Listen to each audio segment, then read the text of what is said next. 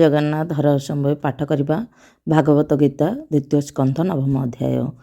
ଶୁକ କହନ୍ତି ରାଜା ଆଗେ ତାର ପ୍ରଶ୍ନେ ଅନୁରାଗେ ଶୁକବାଜ ଶୁଣୁ ନୃପତି ପୁଣ୍ୟ ଦେହା ତୁ ମତେ ପଚାରିଲୁ ଯାହା ବିଷ୍ଣୁର କ୍ରୀଡ଼ା ମାୟା ଗୁଣ ସୃଷ୍ଟି ପାଳନେ ସଂହରଣ ଆତ୍ମା ମାୟାରେ ସୃଷ୍ଟି କରେ ସେ ମାୟା କେବେ କହିପାରେ କରଇ ସକଳ ସମ୍ଭବ ସ୍ୱପ୍ନ ଜୈସନେ ଅନୁଭବ ଏହା ଈଶ୍ୱର ମାୟା ବିନେ ନ ଘଟେ ତତ୍ତ୍ୱ ଅନୁମାନେ ଯେବେ ସେ ମାୟାରେ ମିଶାଇ ଏକୁ ଅନେକ ପ୍ରକାଶଇ ସ୍ୱଭାବେ ମାୟା ବହୁରୂପୀ ରୂପ ପ୍ରକାଶ ସର୍ବବ୍ୟାପୀ ସେ ରୂପେ ଥାଇ ସର୍ବଗୁଣେ ମହିମହର ପ୍ରାୟ ମଣେ ଯେବେ ସେ ଭକ୍ତି ଯୋଗ କରେ ତେବେ ମମତା ପରିହରେ ସତ୍ୟ ପ୍ରକାଶେ ଯେବେ ଦେହେ ନିଶ୍ଚିନ୍ତେ ଆତ୍ମା ରୂପେ ରହେ କାଳ ମାୟାର ପରେ ରହି ପର ଆପଣା ଭେଦ କାହିଁ ମାୟାକୁ ରାମ ସତ୍ୟ ପ୍ରାୟେ ସତ୍ୟ ଅସତ୍ୟ ଭେଦ ନହେ ଆତ୍ମାର ତତ୍ତ୍ୱ ସୁଧି ଅର୍ଥେ କହିଲେ ବ୍ରହ୍ମାର ଅଗ୍ରତେ ଯେଣୁ ସେ ଘର ତାପ କରି ଅନେକ କଷ୍ଟେ ପ୍ରାଣ ଧରି ତପେ ତୋଷିଲା ଭଗବାନ ତେଣୁ ପାହିଲା ଦର୍ଶନ ନିର୍ମଳ ନିଷ୍କପଟ ଚିତେ ଯେଣୁ ଚିନ୍ତିଲା ହୃଦଗତେ ଶୁଣ କହିବା ତ ଅଗ୍ରତେ ବ୍ରହ୍ମାଙ୍କୁ ଦିଶିଲା ଯେମନ୍ତେ ସେ ଆଦି ଦେବଗଣ ଗୁରୁ ଭକତ ବଞ୍ଚା କଳ୍ପତରୁ ନିଜ ଭୁବନେ ସୁଖେ ଥିଲା ଖେଳିବା ଅର୍ଥେ ବିଚାରିଲା ଆତ୍ମାରେ ଆତ୍ମା ମାୟାଗ୍ରସ୍ତ ପ୍ରପଞ୍ଚ ନିର୍ମାଣ ଯେମନ୍ତ ନାଭିରୁ ପଦ୍ମ କଲା ଜାତ ତହୁଁ ଜନ୍ମିଲା ଚତୁର୍ମାର୍ଥ ସେ ପୁଣି ଚିନ୍ତାଭର ରହି ପର ଅପର ନ ଜଣାଇ ସୃଷ୍ଟି ବିଷୟ କି ପ୍ରକାର ମନେ ଚିନ୍ତଇ ବେଦବର ଚିନ୍ତା ବିକଳେ ଭାବ ମନେ ଶବଦ ଶୁଭିଲା ଗଗନେ ଜଳେ କମଳ ମଧ୍ୟ ଥିଲା ବେନି ଅକ୍ଷର ସେ ଶୁଣିଲା କୋକାର ଆଦି ଯେ ଷୋଡ଼ଶେ ପଞ୍ଚମିଶ୍ରିତ ଏକବିଂଶେ ଶବଦେ ତପ ଉଚ୍ଚାରଣ ନିଷ୍କିଞ୍ଚନଙ୍କ ନିଜ ଧନ ସେ ବାଣୀ ଶୁଣି ବ୍ରହ୍ମା କର୍ଣ୍ଣେ ନିରପି ଚାହିଁଲା ଗଗନେ ଶୂନ୍ୟକି ସୁଧା ଉଛୁଳିଲା କିବା ଅମୃତ ବରସିଲା ଦିଗ ସହିତେ ଅନାଇଲା କାହିଁ ସେ କିଛି ନ ଦେଖିଲା ସେ ପୁଣି ରହି ନିଜ ସ୍ଥାନେ ଆତ୍ମା ରହିତ ଚିନ୍ତି ମନେ ଜାଣିଲା ଏ ପରମ ତତ୍ତ୍ୱ ତପସାଧନେ ଦେଲା ଚିତ୍ତ ଏ ମୋର ହିତ ବୋଲି ଜାଣି ନିଶ୍ଚଳ ମନେ କୁଶ ପାଣି ଅମୋଘ ଦୃଷ୍ଟି ସେ ବିଧାତା ତପେ ବଢ଼ିଲା ତାର ଚିନ୍ତା ଦେବ ବରସେ ଦଶ ଶତ ତପେ ବଢ଼ିଲା ଦୃଢ଼ଚିତ ମନ ପବନ କଲା ବନ୍ଦୀ ଦଶ ଇନ୍ଦ୍ରିୟ ଗଣ ରୁନ୍ଧି ତପସ୍ୟା କଲା ଅତିରେକ ଯୋଉଁ ପ୍ରକାଶୀ ସର୍ବଲୋକ ତପ ପ୍ରସାଦେ ନରହରି ମିଳିଲେ ନିଜ ରୂପ ଧରି ସ୍ୱଲୋକ ସ୍ୱଗୁଣ ସହିତେ ଦିଶିଲେ ବ୍ରହ୍ମାର ଅଗ୍ରତେ ସେ ରୂପ ନ ଜାଣନ୍ତି କେହି ମାୟା ସଂସାରେ ଦେହ ବହି ବିଷ୍ଣୁ ପ୍ରସନେ ପ୍ରଜାପତି ଛାଡ଼ିଲା ମନୁ ଦୁଃଖ ଭ୍ରାନ୍ତି ଶୂନ୍ୟ ବିଜୟ ଶଙ୍ଖ ଧରି ଆଶିଷ ଦେବେ ସ୍ତୁତି କରି ଯାର ଶରୀରେ ରଜତମେ ପଶି ନ ପାରନ୍ତି ସମ୍ଭ୍ରମେ ଯେଓ ବା କାଳର ବିକ୍ରମ ସେ ବା ହୋଇବ କାହିଁ କ୍ଷମ ମାୟା ନ ପାରେ ପଶି ଯହିଁ ରାଗ ଲୋଭାଦି ଭେଦ କାହିଁ ବିମାନେ ମଧ୍ୟ ନାରାୟଣ ବେଷ୍ଟିତ ପାରି ସଦଗଣ ସର୍ବେ ଦିଶନ୍ତି ବିଷ୍ଣୁ ତେଜ ସ୍ୱଭାବେ ଚାରି ଚାରି ଭୁଜ ଶ୍ୟାମ ସୁନ୍ଦର ତନୁବର୍ଣ୍ଣ ଅରୁଣ ପଙ୍କଜ ଲୋଚନ ପୀତ ବସନ ପରିଧାନ ସୁରୁଚି ସୁନ୍ଦର ବଦନ ମଣିପଦକ କଣ୍ଠ ଦେଶେ କାମଗଞ୍ଜନ ନିଜ ବେଶେ ପ୍ରବାଳ ବୈ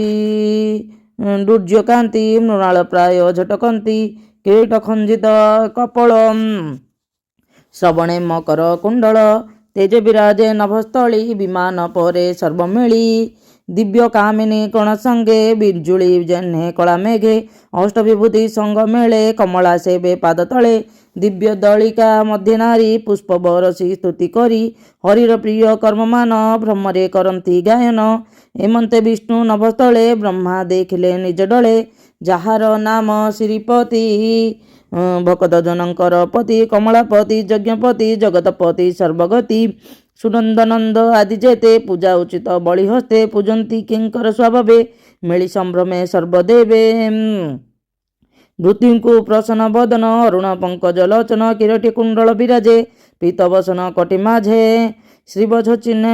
ହୃଦୟ ହେ ରୂପେ ଅଶେଷ ଜନମହେ ଅମୂଲ୍ୟ ସିଂହାସନ ସ୍ଥିତି ବେଷ୍ଟିତ ପଞ୍ଚବିଂଶ ଶକ୍ତି ସ୍ୱଭାବେ ଐଶ୍ୱର୍ଯ୍ୟମୟ ଇତର ଜନେ ଅନିଶ୍ଚୟ ସ୍ୱାଧାମେ ସ୍ୱରୂପ ରମନ୍ତି ଏଣୁ ସେ ଈଶ୍ୱର ବୋଲାନ୍ତି ହେମନ୍ତ ରୂପ ବ୍ରହ୍ମା ଦେଖି ଉଠିଲେ ଆସନ ଉପେକ୍ଷୀ କୃଷ୍ଣ ଦର୍ଶନ ଆହ୍ଲାଦ ଅନ୍ତରେ ହୋଇ ଗଦଗଦ ଲମ ହରସେ ତନୁପୂର୍ଣ୍ଣ ପ୍ରେମାଶ୍ରୁ ଗଳଇ ଲୋଚନ ଶ୍ରୀକୃଷ୍ଣ ପାଦ ପଦ୍ମ ଚାହିଁ ନମିଲା ଶିରେ କରଦେଇ ଆନନ୍ଦ ସାଗରେ ବୁଡ଼ିଲା। ଅଧିକେ ଆତ୍ମା ପାସରିଲା ଅତି ଆନନ୍ଦେ ପ୍ରେମ ସୁଖେ। ସେ ବ୍ରହ୍ମା ବିଷ୍ଣୁର ସମ୍ମୁଖେ ପ୍ରଜା ସର୍ଜନେ ତାର ମନ। ଜାଣିଲେ ପ୍ରଭୁ ଭଗବାନ ବ୍ରହ୍ମାବର୍ଦ୍ଧନ ହୋଇ ଚାହିଁ ଈଶିତ ହାସ୍ୟ ବାକ୍ୟ କହି ଆତ୍ମାର ପ୍ରିୟ ପ୍ରାୟ କରି ବ୍ରହ୍ମାର କର କରି ଧରି ଭଗବାନ ବାଚ ହେ ବେଦ ଗର୍ଭ ସୃଷ୍ଟି ଅର୍ଥେ ତୁମେ ଯେ ତସ କଲ ମତେ ଅତି ଦୁସ୍ତର ଘର ତପେ ତେଣୁ ମୁଁ ତହର ସମୀପେ ସ୍ୱଭାବ ଯୋଗୀଙ୍କୁ ଦୁର୍ଲଭ ତତେ ମୁଁ ହଇଲି ସୁଲଭ ସର୍ବମଙ୍ଗଳ ହେଉ ତୋର ଦୃଢ଼ ଚିତ୍ତରେ ମାଗବର ମହର ଦର୍ଶନ ଯେବେ ପ୍ରାଣୀ ଲଭଇ ପୁଣ୍ୟ ଭାବେ ତାହାର ଶ୍ରେୟ ପରିଶ୍ରମ ଅନ୍ତରେ ହଏ ଆତ୍ମାରାମ ଗଗନେ ଶୁଣି ମୋ ବଚନ ତୁ ଯେ ତପରେ କଲୁ ମନ କର୍ମ ବିଭ୍ରମ ଦେଖି ତତେ ମୁଁ ଯେ ଡାକିଲି ଶୂନ୍ୟ ପଥେ ବୈରୀ ଦୃଢ଼େ ତପ କର ମୁଁ ତତେ ହଇବି ଗୋଚର ମୋର ହୃଦୟ ତପ ଜାଣ ତପ ମୋ ଆତ୍ମାଟି ପ୍ରମାଣ ତପେ ମୁଁ ସୃଷ୍ଟି କଲି ହେଳେ ଅନ୍ତେ ସହର ତପ ବଳେ ତପର ବଳେ ଜଗତ ମୁହିଁ ପାଳଇ ଅବିରତ ଏଣୁ ବିଷ୍ଣୁ ମୁଖ ଶୁଣି ବିଧାତା କହେ ସ୍ତୁତି ବାଣୀ ବ୍ରହ୍ମାବାଚ ହେ ନାରାୟଣ ଭୂତେଶ୍ୱର ପ୍ରାଣୀ ହୃଦୟ ତୁମ ଘର ହୃଦୟ ପଦ୍ମ ମଧ୍ୟ ଥାଉ ପ୍ରାଣୀକି ଉପଦେଶ ଦେଉ ଏଣୁ ମୋହର ମନ ଜାଣି ଯେ ଜ୍ଞାନ ଦେଲେ ଚକ୍ରପାଣି ଅନାଥନାଥ ତ ମହିମା କେ ଜାଣିପାରେ ଗୁଣ ସୀମା ମୁଁ ତୋର ଚରଣେ କିଙ୍କର ହିମନ୍ତ ଆଜ୍ଞା ମତେ କର ରୂପ ରୂପ ତୋର ଯେତେ ଏ ସୃଷ୍ଟି କରୁ ତୁ ଯେ ମତେ ଯେ ମାୟା ଯୋଗ ସୃଷ୍ଟି କରୁ ନାନା ପ୍ରକାରେ ଶକ୍ତି ଧରୁ ଏ ସୃଷ୍ଟି ସ୍ଥିତି ସଂହରଣ ଯେମନ୍ତେ ହେଉ ତୁ କାରଣ ସ୍ୱତନ୍ତ୍ର ସୂତ୍ରେ ଉନ୍ନନାଭି କ୍ରୀଡ଼ଇ ଯେନେ ମନ ଭାବି ତେମନ୍ତ ବୁଦ୍ଧି ଦିଅ ମତେ ଏ ସୃଷ୍ଟି କରଇ ଯେ ମତେ ସୃଷ୍ଟି ସଂକଳ୍ପେ ମୋର ଇଚ୍ଛା ତୁ ନାଥ କହ ସୃଷ୍ଟି ଦୀକ୍ଷା ତୁମର ଶିକ୍ଷା ଘେନି ଚିତେ ସୃଷ୍ଟି କରିବି ଅବିରତେ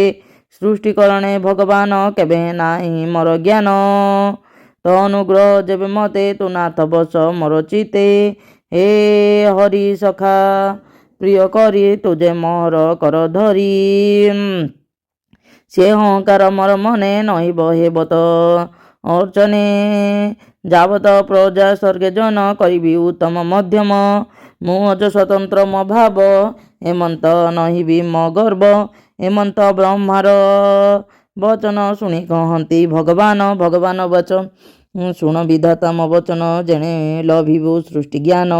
ଯେ ଭକ୍ତି ଯୋଗ ମୋ ସନ୍ମତ ଅଟଇ ଅତ୍ୟନ୍ତ ଗୁପତ ସୃଷ୍ଟି ସର୍ଜନା ଅଙ୍ଗ ଯେତେ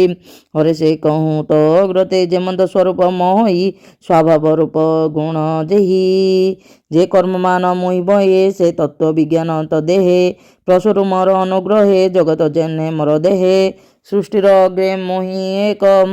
ମୋ ତହୁଁ ପ୍ରସରେ ଅନେକ ଶତ ଶତ ପର ମୁହିଁ ଯେ ଅବଶେଷ ଶେଷ ରହି ଏଣୁ ଏ ଆଦି ମଧ୍ୟ ଅନ୍ତେ ମୋ ତହୁଁ ଅନ୍ୟ କେ ଜଗତେ ଅର୍ଥକୁ ଛାଡ଼ି ଯାର ବସେ ପ୍ରତୀତ ହୁଇ ଆଭାସେ ମାୟା ପ୍ରକାଶେ ଯେ ପ୍ରମାଣେ ଗଗନ ଯେନେ ଜ୍ୟୋତିର୍ଗଣେ ଯେମନ୍ତ ସ୍ଥୂଳ ସୂକ୍ଷ୍ମ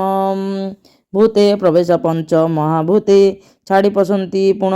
ମୋ ମାୟା ଶରୀର ତେ ସନ ଆତ୍ମା ସର୍ବଦା ସର୍ବଠାବେ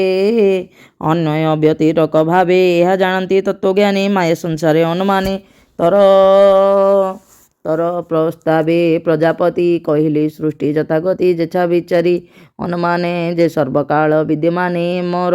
ତତ୍ତ୍ୱଜ୍ଞାନ ବଳେ ଧରସ୍ତୁ ସମାଧି ନିଶ୍ଚଳେ କଳ୍ପ ବିକଳ୍ପେ ତର ଚିତ କେବେ ନଉ ବିମୋହିତ ଶୁକବାଚ ଏ ରୂପେ ପ୍ରଭୁ ଭାବଗ୍ରାହୀ